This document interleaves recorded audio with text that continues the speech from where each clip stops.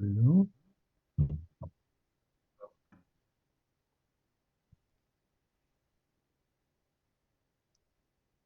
Hello there.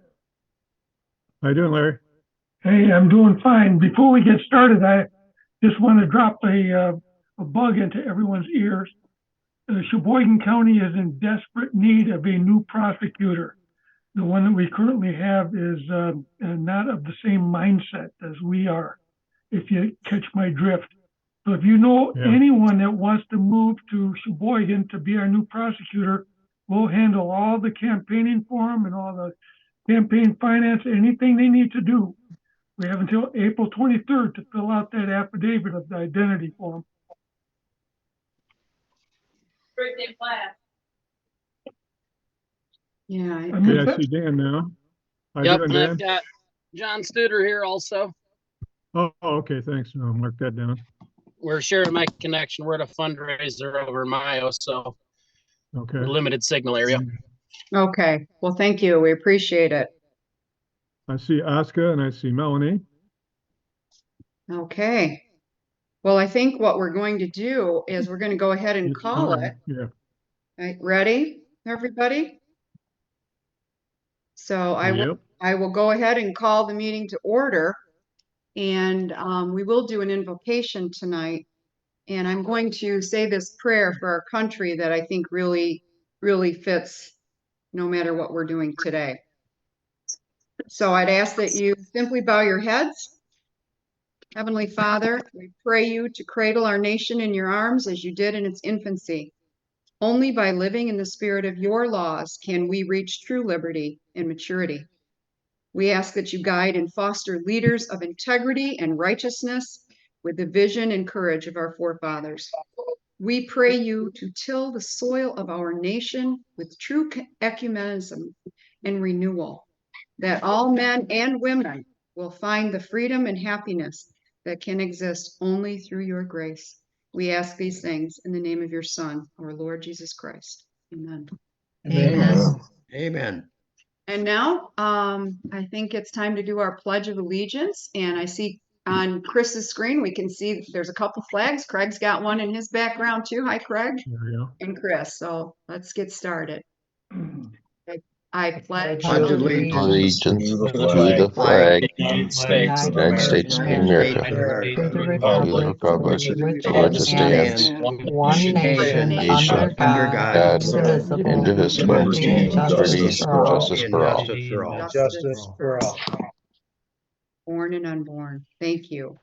And now it's time to do the roll call. Let's see where we're at. Go ahead, Chris. Okay. We'll give it a try here. I get my computer reacting. Okay, Geyer Baylog. Here. Thank you, Geyer. Oscar Barton. Here. Thank you. Dan Bonamie. Here. All right. Dave Davis. Here. Thank you. Jessica Dobbs. Jessica Dobbs. Not yet. Roxanne Dufort. Here. Thank you. Monica Peebing. Present. Thank you. Melanie Greenfield. Here. Thank you. Jim Hale. Hello, Melanie. Here. Thank you, Jim. Angela Hall advised me she would not be able to make it. I am here. Larry Hall. Here. Thank you. Dave Lemire. Dave Lemire. Don't see him. Christian Marcus. Present. Thank you, Christian. Bert Mason. No Bert Mason. Carrie Mullins. Here. Thank you, Carrie. Bruce Rendon. Here. And Dara Rendon. Here. Okay. Emil Rousseau. Here. Okay. Craig Snyder. Here. Thank you. John Studer. Here. Thank you. Danielle Wallen. Here. Thank you. Joe Welsh. Joe Welsh. Negative. Dave Wiesen. Here. Here. Okay, we have 19. We have a quorum. Okay. Thank you. All right, so we're going to move on to our agenda items. And of course, the first item of business tonight, and I'm glad, Melanie, that you're here, is we have a petition to consider your removal. And so I would like to give an opportunity to the committee members who have requested this special meeting to speak, and to yourself and members who would like to speak in your defense. So in order to begin this, I'm also going to try to limit time here. We have, hopefully our business is going to be shortened this night because I did get, and I'll just let you know, Dave Chandler sent me an email just about 10 minutes ago and said he's withdrawing his nomination, or that his application to be treasurer. He feels that Jeff Nerum is fully qualified to take this on. And so he's asked to withdraw. So tonight, then, we won't have to have an election, but we will have to discuss this further. So in the meantime, let's get started with this. And Melanie, would you like to speak first? We're glad to have you here. Well, I guess I'm interested to know what the charges are before I defend myself. Okay, well, who would like to begin? Well, the motion was put forward by Oscar, I believe. It'll be appropriate for her to start, correct? That would be correct. Oscar, are you ready to speak? I don't have much to say. I have of different things in my mind to consider. Consider this removal meeting. However, not necessarily all of the facts that I think may be presented. I'm so glad to see that Melanie is on the meeting tonight. She hasn't been at a lot of them, so I was concerned about that. That was a concern. And so I'm glad to see that she's here and hopefully fighting to continue to be part of the team if that's what she wants. And yeah, I will yield my arguments for other members. Okay. All right. There, I'd like to speak if possible. Go ahead. Okay, go ahead, Dan. Anyone who's able to raise your hand to do that. Okay, I see Christian's got his hand raised too, but go ahead, Dan. I don't think you have that ability there. So go ahead. Okay, all right. So I'd like to start back. I have a group of Democrats in my township that have been working to unseat 3 Republicans out of our 5 Republican board. On January 8th, one of the leaders of the Democrat group came on and says, "Oh, kids, I have some exciting news to share. I have a friend. She would like to join us while helping us. We need evidence against Dan. Please remove your name, address, and identical marks and post here anonymously. They want to protect us while getting the news out, so nothing identifying who you are. I'm going to protect her identity at this time." I forgot to mention this is a staffer for Michigan GOP in our group. I allowed him in our group, and they're not impressed with Danny Boy. On that day, Melanie Greenfield became a member of their group, and this member has identified her as a person that has been working with them in an attempt to remove and discredit myself and other Republicans. She has been working to help them create FOIAs for the township. She has looking for information of anything that she can get out to discredit me.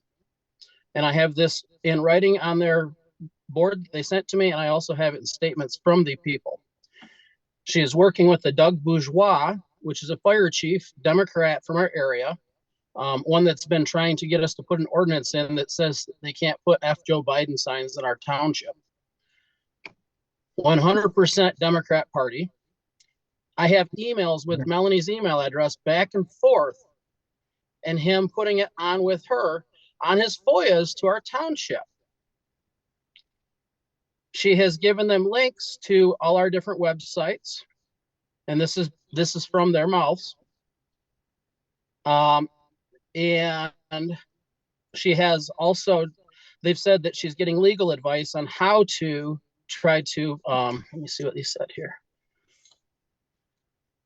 How to do their FOIA requests. They can't deny them. We need to make sure this is a prize for Danny Boy. She does not want him to know we're involved. This is insane. Melanie's in our group. She's part of us. Yet she's trying to discredit us. I don't get it. What's your response, Melanie? Okay. All right. I'm Good. taking notes. Go ahead. I'll Okay. respond to everybody. Go ahead. I'll just respond. I have a statement that'll clear a lot of this up. And Dan, you're right. I'm not going to deny it. I'll respond more later. Let me write down everybody's concerns, and I think my statement will clear up a lot of them, and then I'll address Dan specifically. Okay. Yeah, I'd like to hear that now. I'd like to hear that now, actually. Who's No, speaking? go ahead. Let me hear what you're saying, guys. Okay. Dan, you've got your hand up. Go ahead. I'm sorry, Dan. I said Christian. I apologize. It's Christian. Go ahead. Based on what I just heard exchanged, I have nothing to say. Oh, okay. All right. Exactly. Anyone else have commentary? Yes, I do. Oh, wait a minute. Let's do this in orderly fashion. I want to hear we want to hear it, but please let me know first if you can raise your hand or if you can speak. Okay. Dave, are you not able to raise your hand? Dave, Yeah, I am raising. Yeah. Okay. Yeah, do you see my hand? Okay, I see you now. All right, Okay. go ahead. Okay. Well, I was on the committee last term with Melanie, and I think she did a great job. We really depended on her for her fundraising. In fact, I worked on the fundraising committee with her. She's very dedicated to the Republican Party and to the Republican message. And, we have a very, very important election coming up this fall. And this is an election that we just cannot lose. And we need people like Melanie to fundraise, to be a part of this. She's a very strong Republican. And our job is really, we want to elect every Republican from President Trump down to the Anybody else township here, Dave? You went supervisor. mute for me. I hear him fine. Thank you. Okay. Thank you. And I just want to say I'm here for Melanie. I know her. She does a wonderful job. She's a great communicator. And we have to be united in this if we are going to win. And winning is what we have to do. And that's what I have Thank to you. say. Thank you, Dave. Okay, I'm looking to see if I have any other hands raised, and I'm not seeing it. Let's see, Monica and Roxanne. Okay, I don't know why I'm not able to see that, but okay, Monica, you're on. Thank you, dear. So I agree that Melanie has been a great fundraiser for us. However, Dave Weason said something that jogged my mind. He claims that Melanie is a great communicator, and quite honestly, she is a great communicator. I have heard nothing but trash talk about our first district.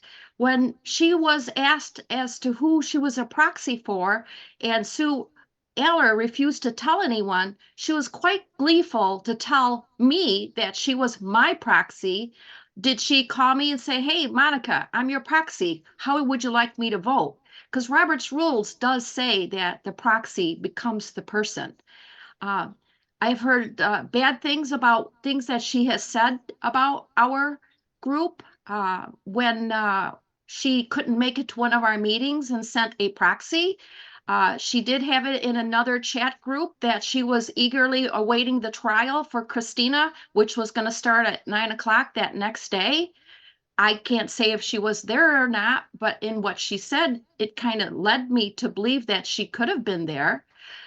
I think that anyone in this group needs to understand that we all have differing opinions, and I know there is a few of you that have voted no on different items, and We have not yelled at you or said anything bad about you.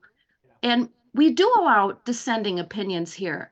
But when you're actively working to take out members of our group or saying things against our group, that does not give our group a good look. You just wonder how Scott McMahon writes his articles about eagerly awaiting to see what the verdict is for First District's meeting tonight where they removed dissenters. Well, it's possible that, yes, we would remove dissenters, but we're removing people that don't seem to want to be a part of our group. We are a family here, and we should all act as a family and not say negative things about each other. And I have been told by several people in this group that Melanie calls and screams at them. I mean, who does that in a group of independent thinkers? That's all I have. Thank you. Thank you. All right, Monica, okay, good. Roxanne, you're next. Yes, Melanie, I am glad. First of all, can you hear me, Melanie? I can hear you. Okay, I am glad to see you are on this call. And I agree with a lot that has been said about you. When you started and you were doing the fundraisers for Congressional District 1, you asked for my help as chair for Mackinac County. You and I have worked together. You recruited me. I helped you with several campaigns, and I really was honored to help Congressional District 1. I tried to attend every fundraiser that you asked me to, and I sponsored as many as I could, to the point where a lot of that money that you raised came out of my family's pocket. Things changed. And when they changed and you reached out to me, and because I didn't agree with you, all of a sudden I became your enemy. And you told me I was being played.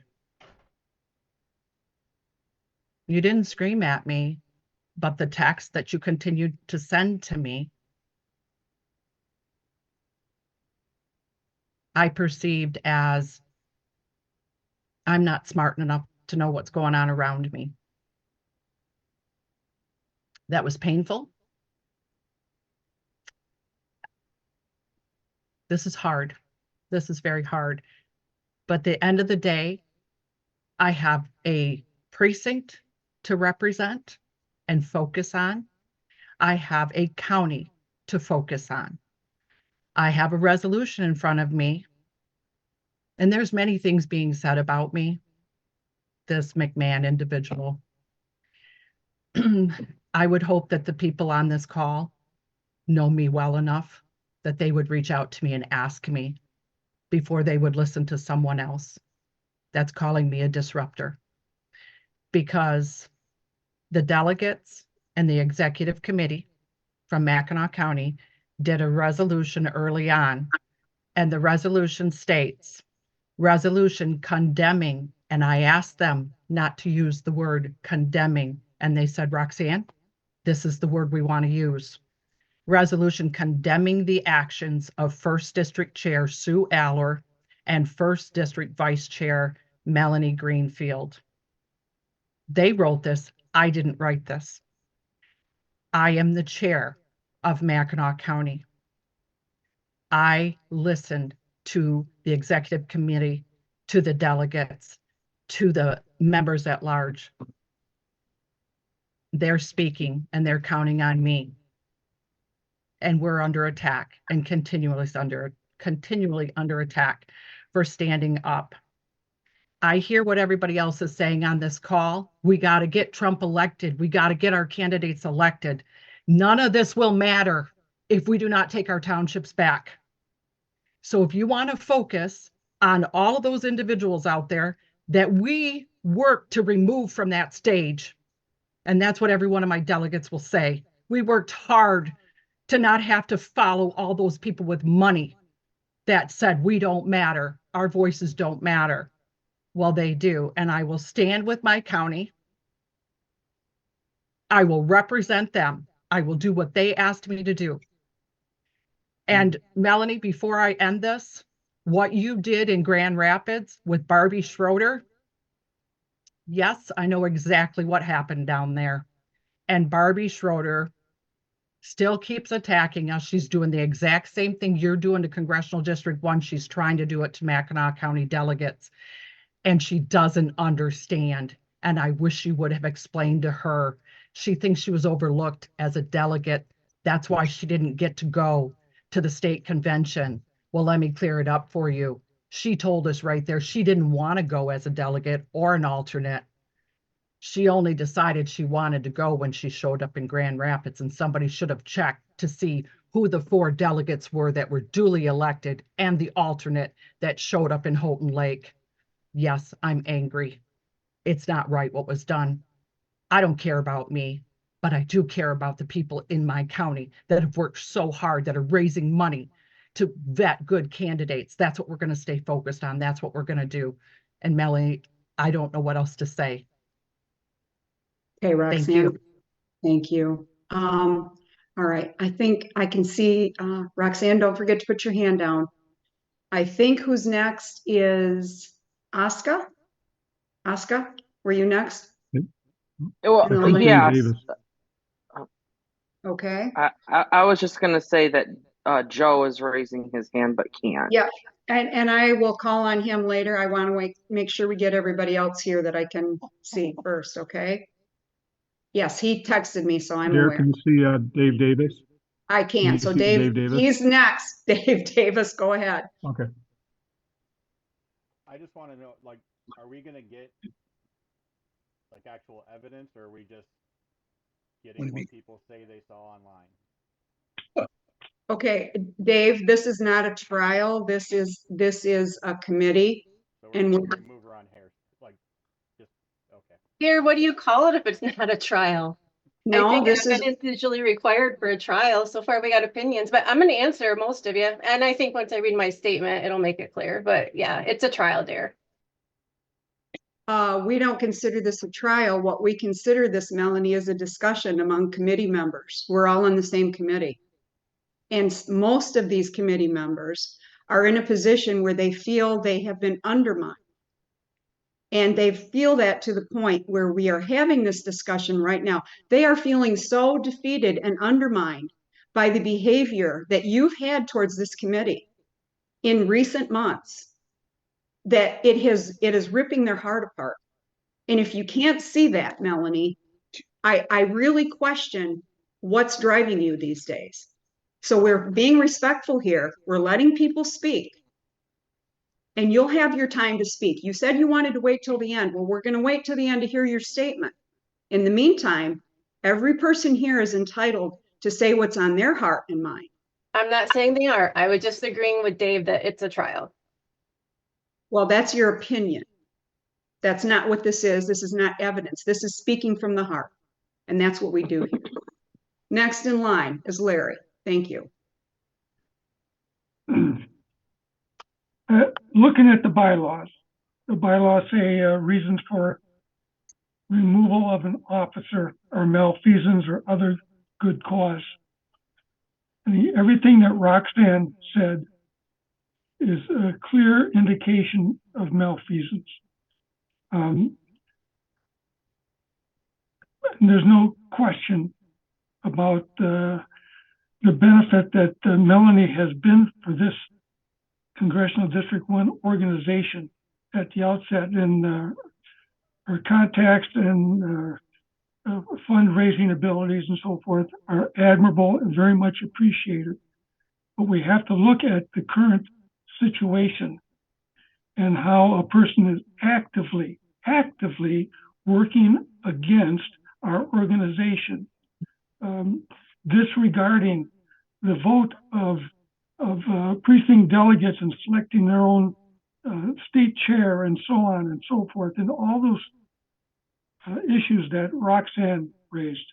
I don't see any other option than to remove Melanie from the position that she's currently in as the vice chair. So I yield the floor. Thank you. All right. At this time, let me see. Okay, I got Dan's got his hand up again. Go ahead, Dan. Can you hear me? Sorry, I had it muted. Okay. Since Melanie's going to answer some questions for us.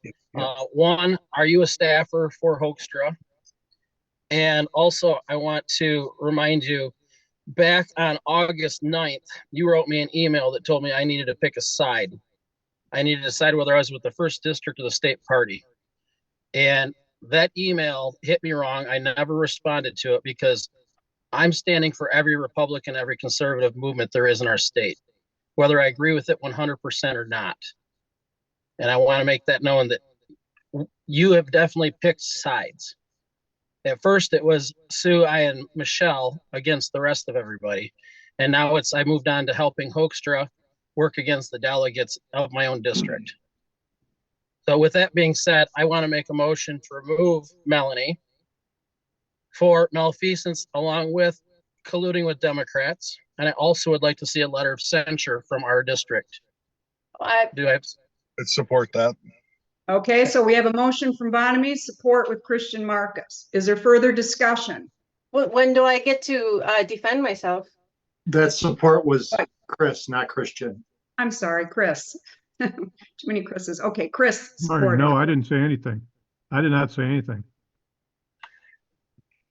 Sorry. I'll call the court. You support. John Studer I was the one. support. Oh, I'm sorry, John. I messed up from the thing. Okay, John Studer supported. All right, now, before we call the question, Melanie gets an opportunity to speak. Go ahead, Melanie. Madam Chair, there's still some hands up. Yes, there is. Yes, there is. Okay. I apologize. I see Danielle Wallen has her hand up. Danielle, you haven't had a chance to speak, so go ahead. Yeah, I just want to say, reflecting on your remark about this being from the heart, well, that's personal. So, going back to the trial, which, if you don't want to call it a trial, but I really would like to see some proof to make an educated decision. I think everybody on this committee should want to see proof. Otherwise, it's just based on opinion or what you feel. And, a lot of us have not seen any of this online, any remarks. So it would be nice to see some of these things to be able to make an educated decision. Otherwise, we're just basing it on personal feelings. I mean, our party doesn't work on feelings. That's what the Democrats do. So, with that being said, I would like to see some evidence.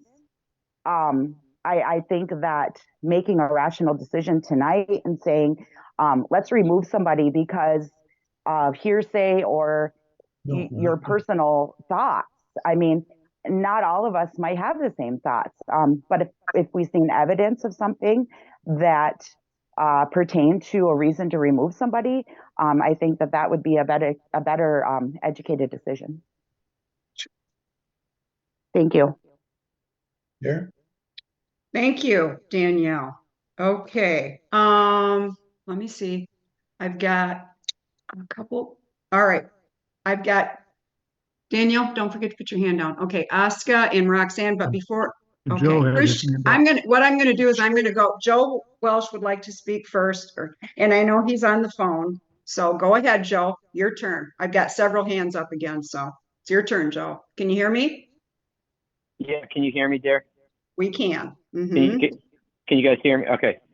So it's a very sad situation, honestly. I mean, I feel like I lost a friend, and it's something that when we have a party, the party has a platform, and the party's platform clearly states that we are the party of the Constitution. We are the party of law and order. And if we do not uphold law and order, we don't have any credibility. And, being the first thing that happened at State Party when this this temporary or this injunction was granted by a judge in Kent County was that the newly installed party leadership rigged our election for RNC, for National Committee Man and Woman. They obfuscated rules. They implemented rules for thee, but not for me. Changed the location, even though the location had already been legally set. They refused to credential many counties. And, you know, the question is what was Melanie's involvement in the first district being part of that?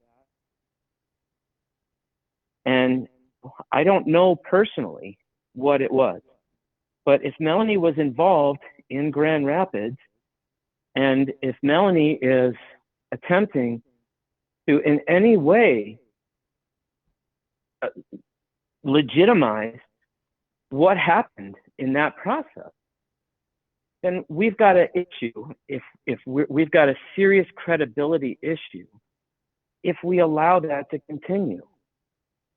So, you know, that's where I feel really bad. I mean, when I first met Melanie, we were both working on election integrity, and we were both busting a hump for DePerno back when, you know, DePerno was into election integrity. And, you know, Melanie and I was a good friend, and eventually we grew apart and we drifted off. But then eventually I started to notice things that were not, that were beyond the bounds of just a political disagreement, beyond the boundaries. And I started to notice things, in my view, that go well outside of our party platform. And if we allow that, we can always expect to lose because we don't have any credibility. Thank you for letting me speak. Thank you, Joe. All right, now I'm going to choose someone who has not spoken before. Carrie, you've got your hand up and you haven't spoken yet, so go ahead. Okay. So while this isn't really a trial, if you want to think of it as a trial, the testimony directly from Roxanne Dufort and directly from Dan Bonamie would totally be admissible in any court of law. They're firsthand accounts of personal experiences that were affected by the behavior of Melanie Greenfield. I'm not going to pull any punches. It has become apparent to me that Melanie is actively working against the 1st Congressional District, and I would love to hear her statement. Her statement may change my mind, but I do believe that Melanie is actively in belief that Sue Aller is the chair and is with the Hoekstra team in not recognizing that DARE is the official body that we have met several times, have conducted business, and indeed passed the bylaws. So that's basically my 2 cents worth. Melanie, if you want to clear up where you stand in regards to whether or not you support DARE's chair or Sue Aller, I would like to hear that as well. Thank you. Yeah. Thank you, Carrie. Thank you, Carrie. A couple more people want to speak. We have a hand up from Chris Holtz. Go ahead, Chris. Thank you. This is really difficult because, much like Joe, it was personal for a long time. And I don't know what caused the turn. But there was so much deception, and I refused to listen to Melanie when she tried to explain it to me. So I'll give that to her, because I didn't think that she was being told the truth to tell me. And I still think that rather than being malicious, I think she's been misled. And I really do want to hear what she has to say. My mind is not made up. It probably ought to be, but it's seriously not. And I'll go back to the little confrontation where Melanie, I think the word gleeful was very fitting. She said that she took Monica's proxy at that meeting and I understand that if you think the meeting was legitimate, then you can think that taking someone else's proxy is legitimate. And at that time, the vast majority of us thought that meeting was not legitimate. It's only the court that's decided since then, and even that has not been a trial. It was only an injunction. That may very well get reversed. So I need to hear a reason why it's appropriate to cut somebody out who was actually elected to that state committee position just because they didn't attend, because they didn't think it was a valid meeting. And it appears that that's continued to go on. I understand that Sue didn't even attend the Grand Rapids meeting, that she appointed a proxy to be her chair. And then that proxy appointed proxies. It's like one thing after another. There are no rules being followed here at all. And like the location of the convention, that's in the law. That's not, you can't just decide we're going to have it in Grand Rapids next week. There's a method for that. It has to be defined. The secretary's got to choose it. It's got to be announced. It has to be accepted by the Secretary of State, if I'm not mistaken. None of that has happened on the other side. I hate to call it the other side. I wish it was all one side, but it's not. And so I'm looking forward to hearing a reason not to vote her out. And I'm hoping Melanie has a good reason here. It's very hard for me at this moment to imagine what that might be. So I will yield the floor. Okay, thank you, Chris. And next would be Christian Marcus. Go ahead, Christian. So as you recall, when this first came out, I argued against the removal, mainly because I believe that I got the explanation. I asked for it. Sometimes it goes two ways. We shouldn't always expect someone to come forward and tell us. Sometimes we need to ask them. And at the time I did ask, and I did follow through and speak to other people on what we'll say the other side for tonight. And I came to my conclusion that I did not agree with them. So I believe I made an educated decision on how I felt, whether it was right or wrong.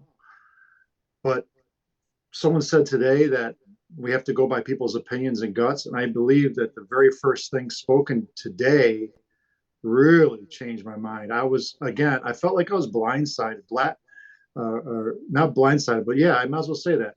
I just felt like it was blindsided yet again by an extreme action. To hear Dan explain in detail what he read and what he got in possession, and then it was also not refuted immediately. It was actually said, yes, I did that. I just couldn't believe I heard that.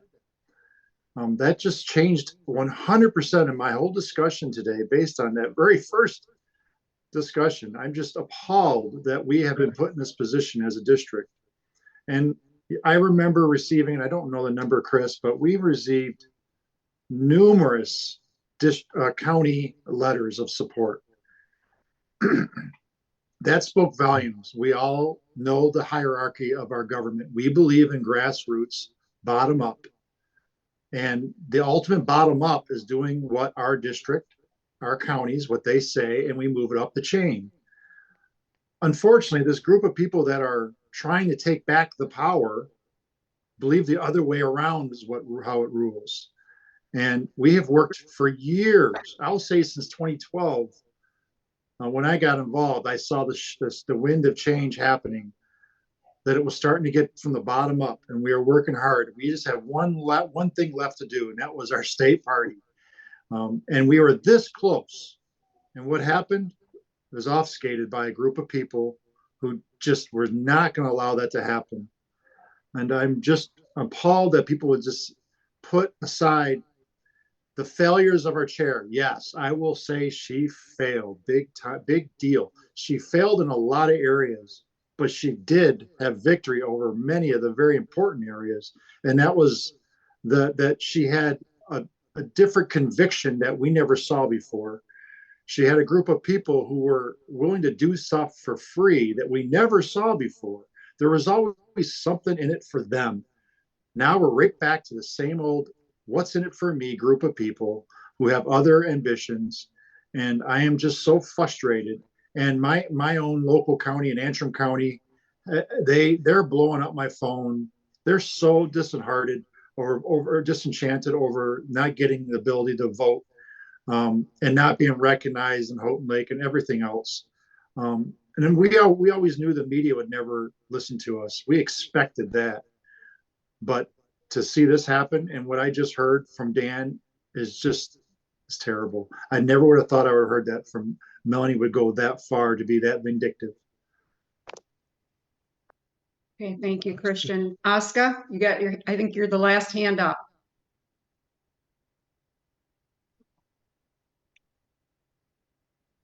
Are you still there, Oscar? Yes, I'm sorry about that. Okay. I couldn't find the mute button. app. Okay. So thanks for letting me speak again. I feel the same way as a lot of other people. Like Sue, I tried peacefully behind the scenes to try to keep the team together. And it definitely breaks my heart, just like it did with Sue. I'm still heartbroken over it. I have hope one day that we will cross paths in a positive way. Sue, that is, because I really don't feel like that is the person that she became and that got caught up in this whole thing. Melanie and I started everything back in the summer of 2022. I mean, many of you guys can remember probably getting a call from one of us. And I'm not going to say it out loud, but we all had one unifying issue with a certain person that brought us all together. And I recently saw our former chair in a picture with him, and that just blew my mind. Right after the February conventions, Melanie and I managed, like, I wasn't very partial to any candidate through the conventions. Most people know that. I wasn't loyal to anyone. I was very undecided to the last minute. But I knew that as state committee member, I knew going into it, if I became a state committee member, I was going to stand behind whatever chair. I don't care who it was. I was going to stand behind him, and I was going to work really, really hard for the party. A lot of things changed in 2023, and you guys know some of the things I went through that changed the way I had to deal with my personal life, going through some health issues. But right after February, Melanie and I were talking like normal, and she said, and I'll never forget, I still have the text, that she was upset about the outcome of it, but she says, I'm just going to focus. I'm going to have nothing to do with my GOP, and I'm just going to focus on the first in Chippewa. And totally respected that. That's fine. There's plenty of organizations to get involved with to do your part as a Republican. You don't have to work with MIGOP, and I get it. And I respected that. And when I started to see her name pop up on Telegram, very much in the middle of these anti-MIGOP chair discussions and spreading of false, partial truths, bad information, and lies, that was concerning. But I'm like, hey, everyone's got their opinion, that's fine, but I don't really like the way that is hurting the party that we're all sitting here working hard for. So I didn't appreciate that, but okay, let's see how things go. We had a goal in the beginning to work hard to elect America First candidate. So yeah, that has a little bit to do with involvement in the primaries to whatever extent we're allowed to, but that is what we ran on. And we know that there's a person with a massive power in our district that works really, really hard to elect very non-America First candidates in various state House and state Senate seats. And my concern, and I would really like to know, Melanie, if that has changed and you're now working with those people. The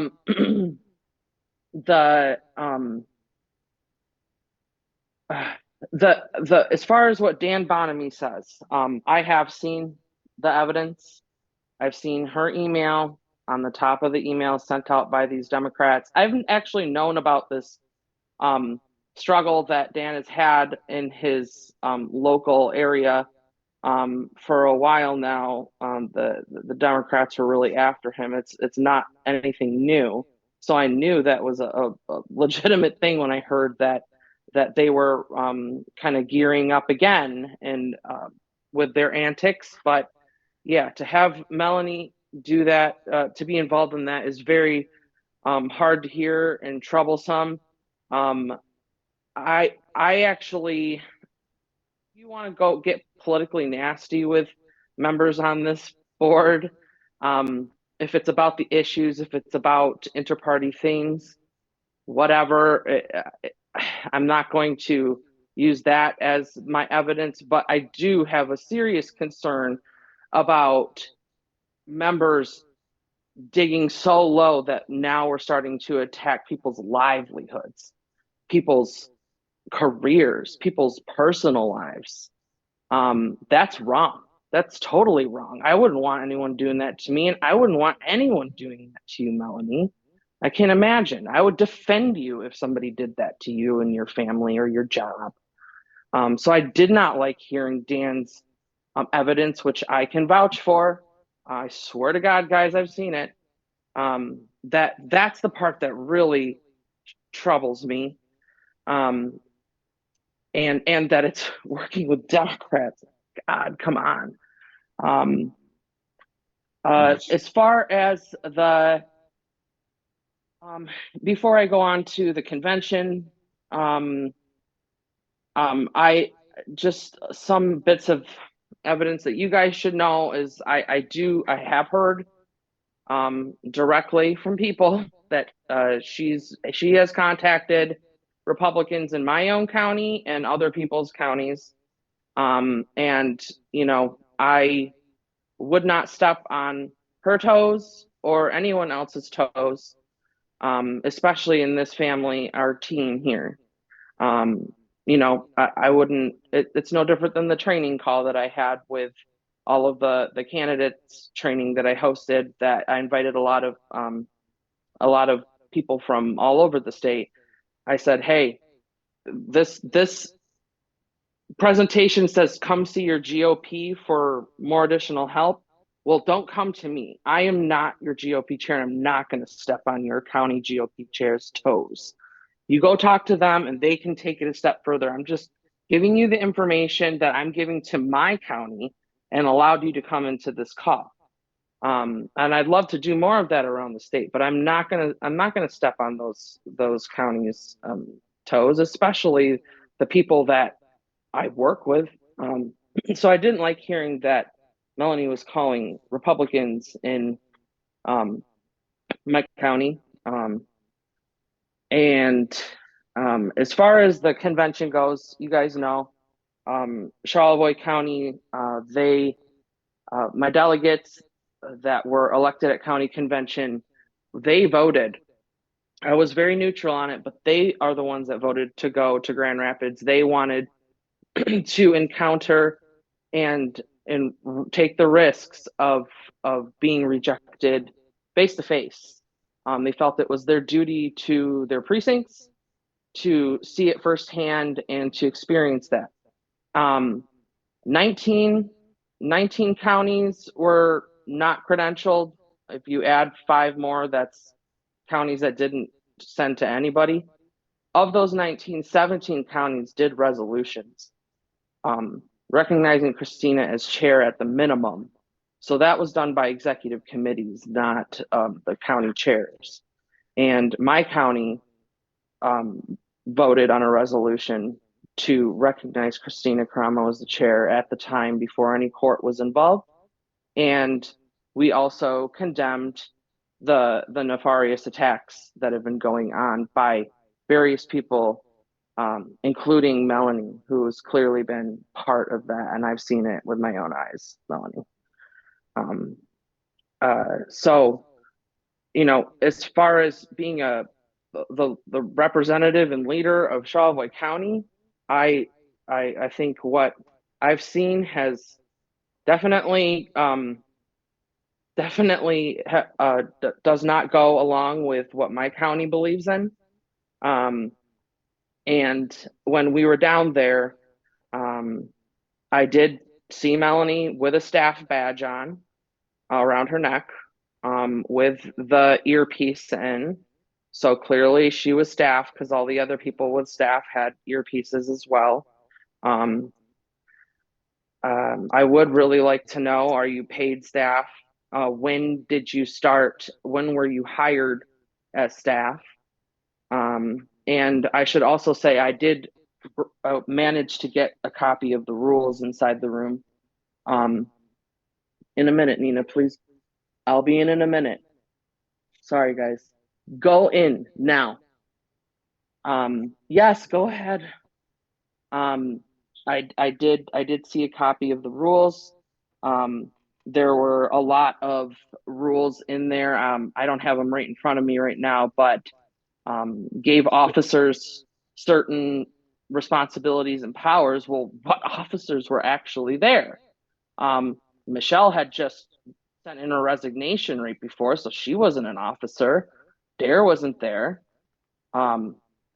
Chris wasn't there. Melanie was the only officer, really, and apparently they're recognizing Sue as an officer too down there. And I also saw that I believe she was part of the credentials committee, as well. What was that? No, I didn't realize it. I didn't realize I wasn't on you. I'm sorry. Okay. So, you know, I believe that a set of rules set by an official district for a convention are developed within the executive committee. You know, people could certainly show up with their own set and slap them on the floor for a vote. But if there were rules being written for what you're claiming, what Melanie's claiming was, or believes, I assume, was the legitimate convention, then why wasn't the executive committee involved at all in creating the rules that were used in Grand Rapids? It seems like there was a lot of work gone into Grand Rapids that was done completely behind our back. Whether we all showed up or not, we could have all showed up.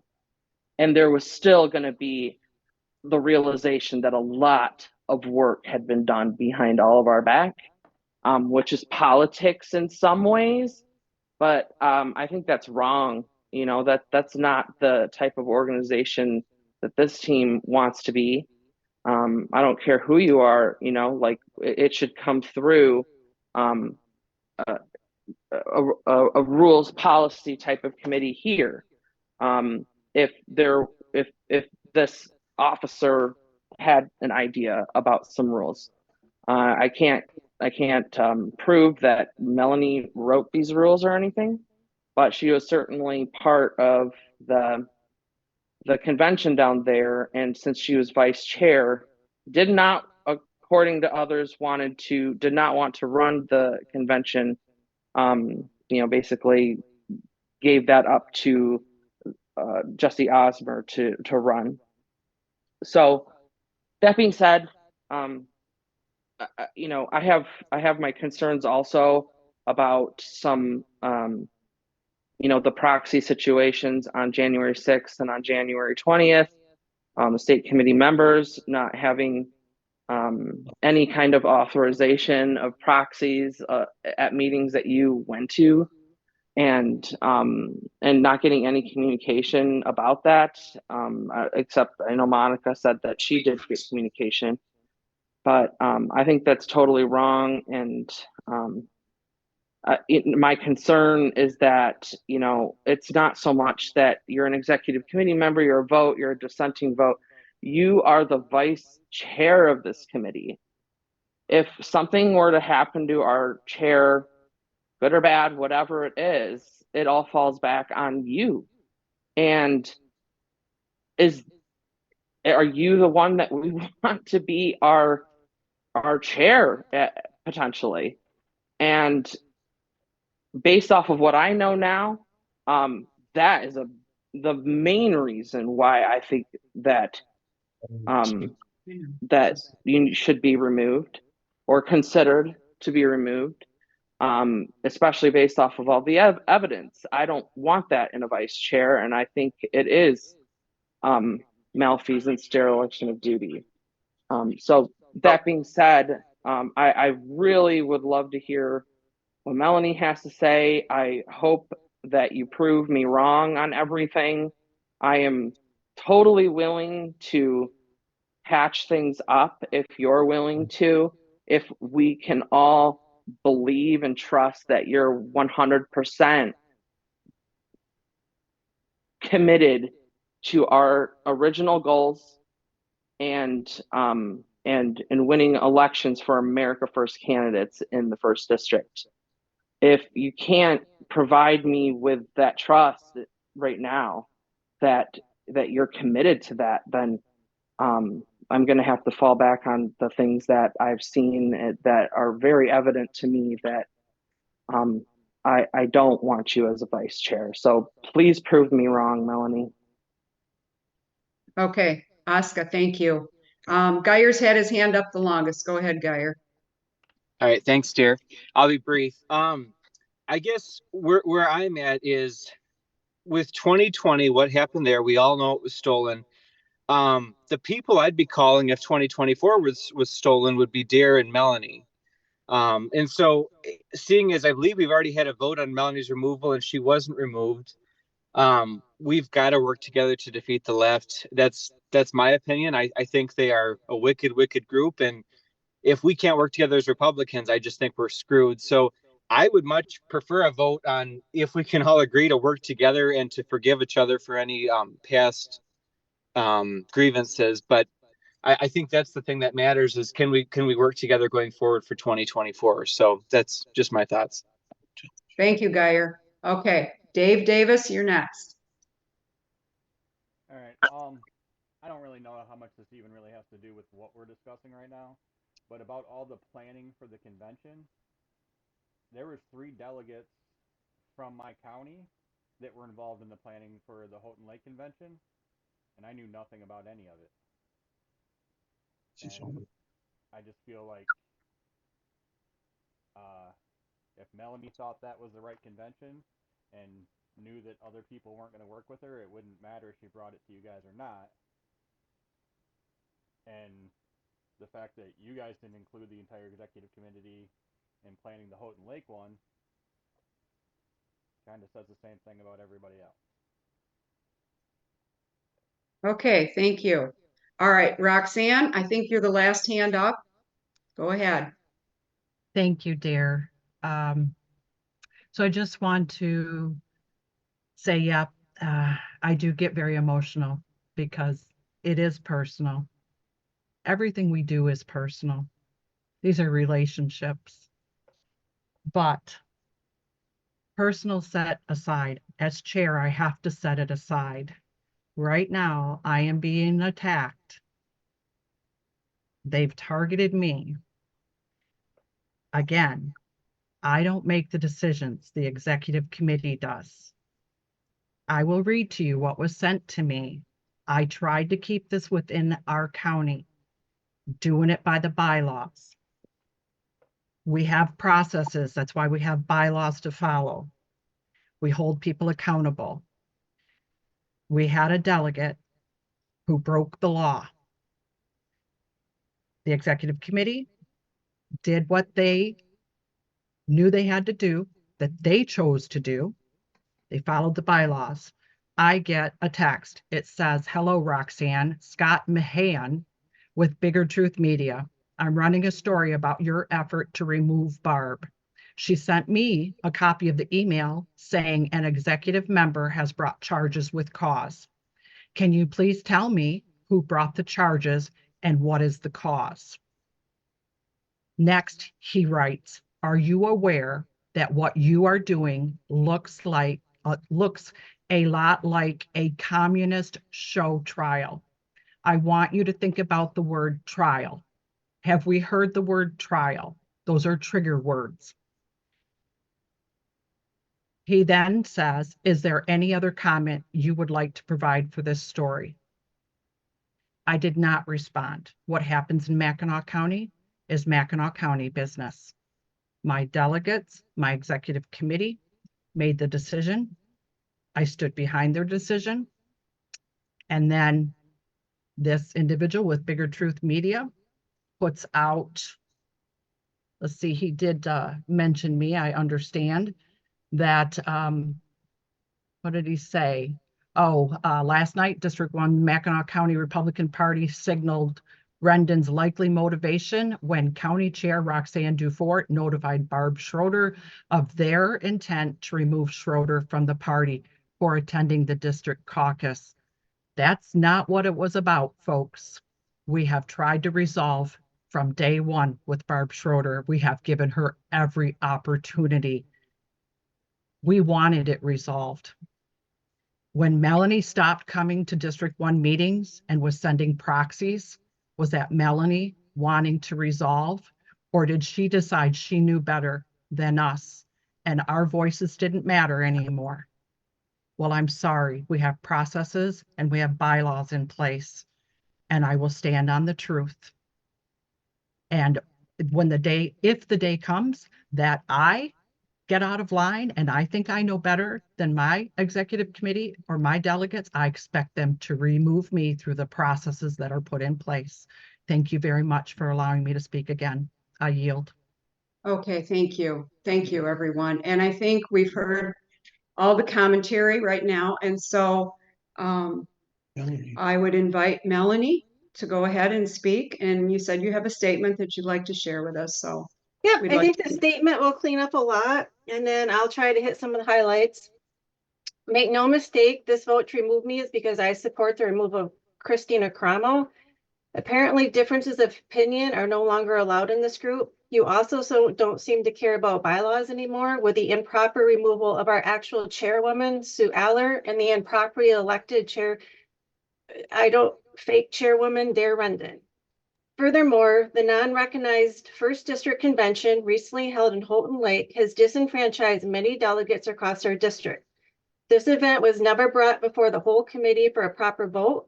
The lack of financial transparency, particularly concerning the recent purchase of a Zoom account, a Square reader, and expenses related to the convention held in Houghton Lake, is deeply troubling. No notifications of these actions were ever communicated to the real chair, Sue Aller, which is recognized by the MRP, the treasurer, or myself as the vice chair. Having dedicated 3 terms in the first district, I had never witnessed such a complete disregard for the organization's bylaws and convention rules and differences of opinion. Madam Chair, oh, wait a minute. Let's let her finish.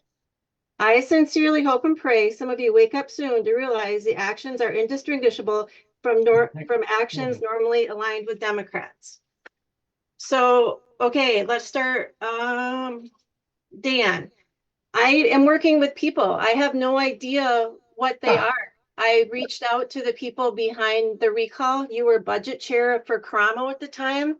And if you were getting recalled for illegally getting $10,000 bonus, I thought appropriate that it be brought out to attention. I called the people behind the recall, which is how I got a hold of Doug Bourgeois. And I have been talking to them. They have a lot of concerns. They have a lot of concerns over you amending minutes that are months old. They have other concerns. I have been shown FOIAs where you're the FOIA coordinator and you turn down your own communications. So yes, I'm helping them learn how to write FOIAs. Actually, you're talking about attorney returned. I did not write or give any of those. Dan, I just listened to an hour. Let me talk.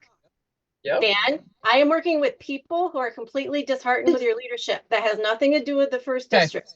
Okay. I don't know where they are. I actually have met some of them and they seem like fine Republicans in my opinion.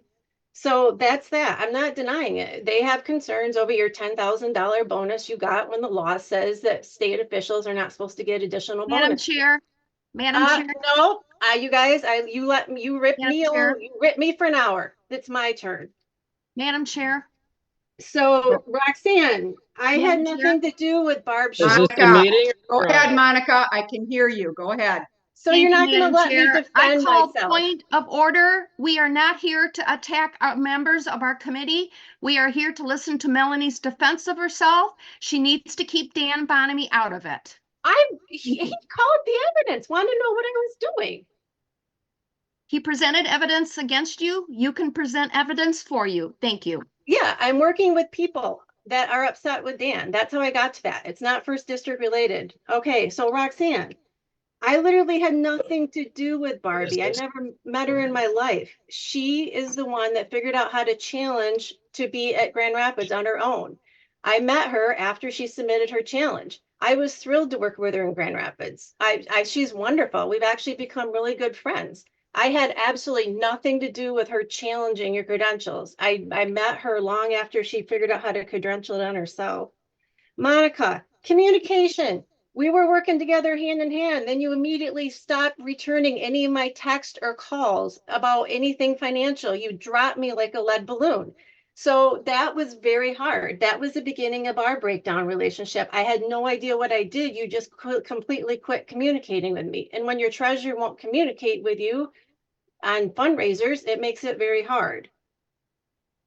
And and then you mentioned I call and scream at people.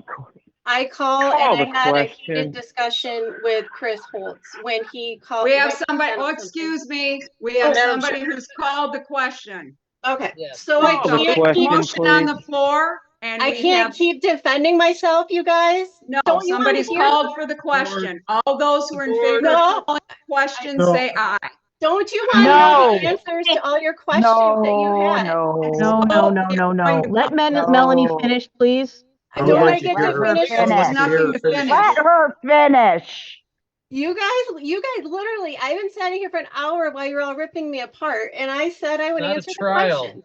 And that is not a trial. And we are not here to debate personalities.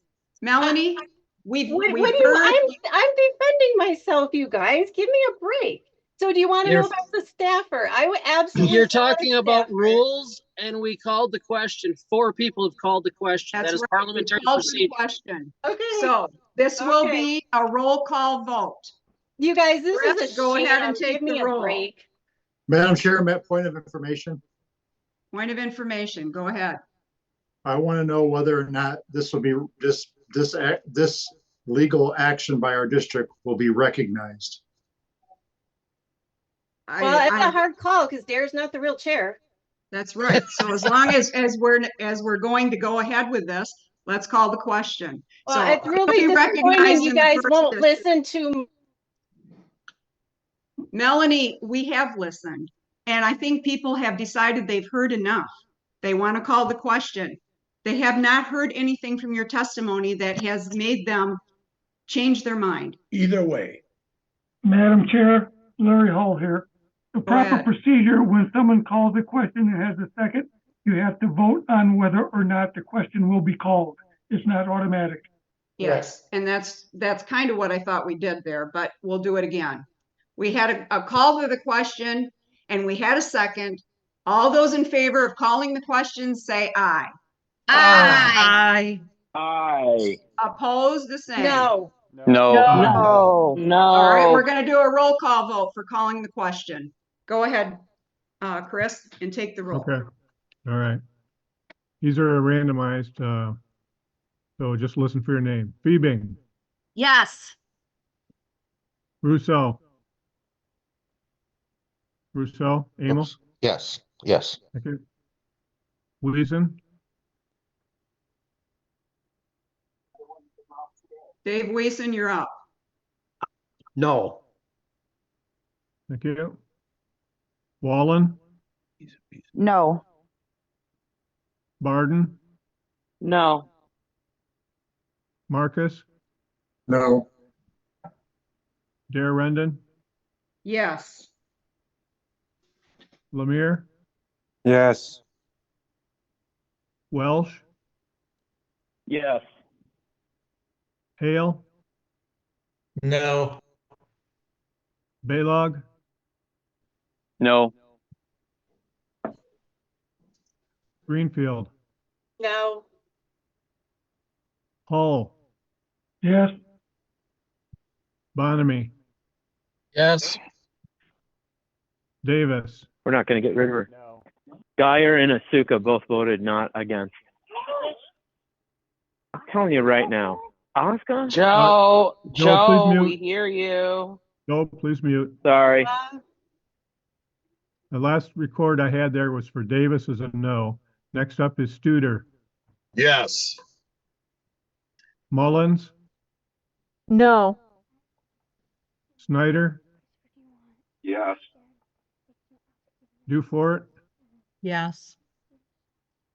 Bruce Rendon, Yes. and Holtz is no. But it's yes 11, no 10. Okay, so we will take the vote now. Okay. I'm ready to do that. Okay, let's do it. Feebing. This is let's clarify. This is a vote to remove vice chair. Yes. Rousseau. Yes. I'm sorry. Yes. I heard yes. Is that correct? Yes. I don't want to get this wrong. Thank you. Wiesen. No. Okay. Wallen. No. Barden. No. Thank you. Marcus. Yes. Dare Rendon. Yes. Lemire. Yes. Welsh. Yes. Hale. Yes. Baylog. Yes. No. Let's take that again. Baylog was a no. Correct. I was a no. Thank you. Greenfield.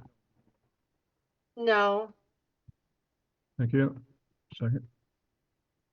Hall. Yes. Bonamie. Yes. Davis. No. Studer. Yes. Mullins. Yes.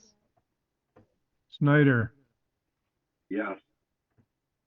Dufort. Yes. Bruce Rendon. Yes. And finally Holtz. Yes. That is a 71.4% yes, which exceeds the 2/3 required. Thank you. Thank you, everyone, for taking the time to listen to this and to consider all of the different opinions and the ways that I think we gave most everyone a chance to speak. This is the kind of thing that we don't like to see happen in any committee. Melanie did a great job fundraising for us. Just remember, you gave everyone this chance to speak except for letting me answer everyone's questions. Congratulations, everyone. Thanks for shutting down any kind of dissent. Thank you. Thank you all. And I will move on to our next order of business. Are we ready? Monica? Is there? Yes, just give me a minute. Okay. I don't know what happened to my waiting room. Oh, there he is. Okay. Good. Jeff, are you on the line? Can you hear us? He's connecting right now. Okay. All right. Well, for those of you who are aware, we started out with 3 different applicants for treasurer. And this afternoon, as a matter of fact, within a half an hour of this particular meeting, one applicant dropped out a couple days ago, and Dave Chandler dropped out about a half an hour ago. And hour and a half ago, half an hour prior to the meeting, and he actually sent a letter and said that he felt that former Lieutenant Commander Jeff Nerum had all of the qualifications, and that his intention in applying for the position was because he wanted to make sure we had a qualified person to handle the duties of the treasurer for the 1st Congressional District. So in a minute here, I should be able to read you his statement. Hold on a minute. Okay. Take me a minute.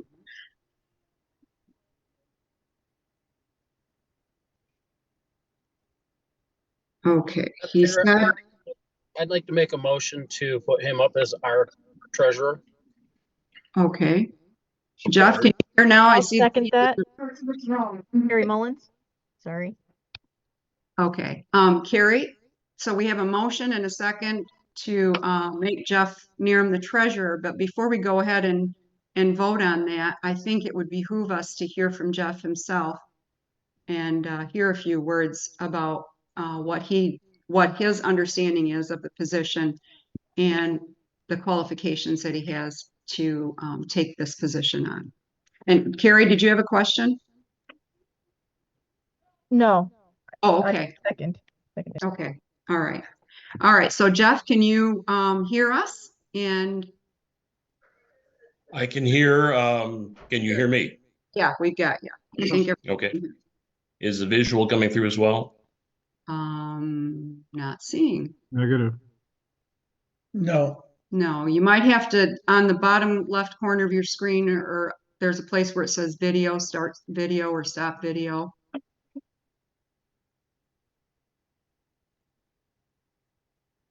Yeah, I don't know. But if you can't activate the video, we can still hear you. So we're good. No, we can see him now. He's Oh, on. good. Okay, well, welcome. And yeah, go ahead. In an introduction, I have known Dare and Bruce here for over 25 years. I got recruited by Bruce back in 2012 when he was in a slow moment of his campaigning for his second time in office, and that campaign kind of blew up into a wild, crazy event that kept us extremely busy throughout that entire cycle. And so it was sort of a dive into the deep end of the swimming pool and the Mertz and everything else on a political campaign. Continued on with Bruce for his other campaigns. Also was running for Senate and when he had a PAC, and then into Dare's campaigns. So if any of you have had to live with the Mertz system, it's a joy to work with if you really are into pain. But I guess it's something that has to be done. You have to keep on top of it. There's a lot of data that has to be amassed, and you have to keep it very neat and clean. Otherwise, you're going to struggle with the state. And I've had my go-rounds with them a couple of times there. If you call their Mertz software or something, they take it like, called their baby ugly, and they're very offended by it. But we have to live with it. It has improved over the years, I have to say that. But it's still a struggle. And that's from that perspective. I've had to deal with other accounting issues and with Dare's companies in the past there, and worked closely with Bruce and Dare as far as how we had to structure the finances and deal with multiple. In the time when we were having our businesses, we had to have trust accounts in addition to our bank accounts. So that led to as many as 13 different bank accounts we had to keep because we had 5 different companies, and it was a little bit crazy. So, and eventually we were able to kind of clean that down to something that was manageable. So I've had to be on that side of the fence too. Jeff, I've got a question for you. I know that you're familiar with going online and looking at the different campaigns and the financing and things. And I think you've already done that a little bit with the 1st District account. Have you not? Yes, I have. Okay, is there anything notable that you've seen in the past or anything that jumps out at you, I guess? I think she's done a great job as treasurer. We have no complaints about what she did as treasurer. I've looked through the financials for the 23 year and for the previous election cycle. And currently, there's nothing of any real concern. As I look back through the incoming, I can see where we're going to have issues because the party is somewhat divided, as we know, and the people that have been providing donations into the first district before, some of those are on the other side of the fence now, so they may not be as willing to contribute. The other things I noticed on our expenditures, there's a number of companies that we've made payments to that were in Washington, D.C. and Fairfax, Virginia, just outside of D.C. And for campaigns that I'd kind of have to scratch my head over, saying we're paying for somebody else's services for a campaign for a county commissioner and from a provider in Washington, D.C., from a mailing center in D.C. It's kind of just strange. And so that tells me it's probably a pass through where you've had deposits put into your accounts and then you were told where to send the money. And we experienced that with Bruce's campaigns in the past where when the HRCC or the RNC came in and said, here's this money, it's going to be deposited in your account. You are to cut a check or do an overnight ACH and send it to some company in North Carolina because they're doing a commercial for you or whatever it might be. So those types of things can happen. I don't know if that's really going to be the case going forward under the current circumstances with the RNC because they may just ignore us or they may try to pull some shenanigans with us. It's hard to say what they're going to do. So we just have to be cautious, I think. Okay, thank you. I see Larry's got his hand up. Go ahead, Larry. Sure, Jeff, after you have a chance to get your feet on the ground and so forth, keep in mind that Congressional District 1 has quite a few treasurers that are new to the job during this current term. So just consider how you might be reaching out to them and making yourself available to them when they have questions. Certainly. My daughter is the treasurer over in Wexford County for their party, and she was calling me yesterday with an issue that she had where she'd gotten an errors and omissions letter from the state, and she was a little panicked, and it was, calm down, and we'll walk through this, and then we'll fix it. So, but I had to do that on occasion too. Not a problem. Thank you. Is there any more questions for Jeff? Okay, we have a motion on the floor from Dan, and it has been seconded. I didn't catch who that was that seconded it. Carrie Mullen. Okay, Carrie, thank you. And so if there's no further questions, Jeff, you can stay here. You're the nominee. I'll go ahead and call the vote. And I don't think we have to do a roll call. I think we can just say all those in favor say aye. So go ahead. All those in favor say aye. Aye. Aye. Oppose the same. Okay, congratulations, Jeff. You are the new treasurer for the 1st Congressional District. So I will make a note here that we do have our next regular meeting will be scheduled for April 1st. That is a regular meeting that would be irrespective of any special meetings that might be called in the meantime. So be aware of that. And the other thing I would comment on is the fact that once we adjourn tonight, Jeff, I want you to stay on the call here for a minute, and Monica's going to stay on, and we'll talk to you a little bit about what has to be done as the treasurer with the state filing records. Okay, so with that, I will entertain a motion for adjournment. So moved. So moved. Thank you, Dave. And so thank you. And with that, we're adjourned. Thank you. Good night. Welcome, Jeff. Okay. Have a good night, everyone. Thank you. Good night.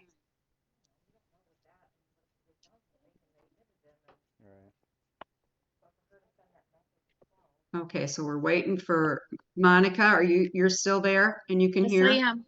Okay, good. And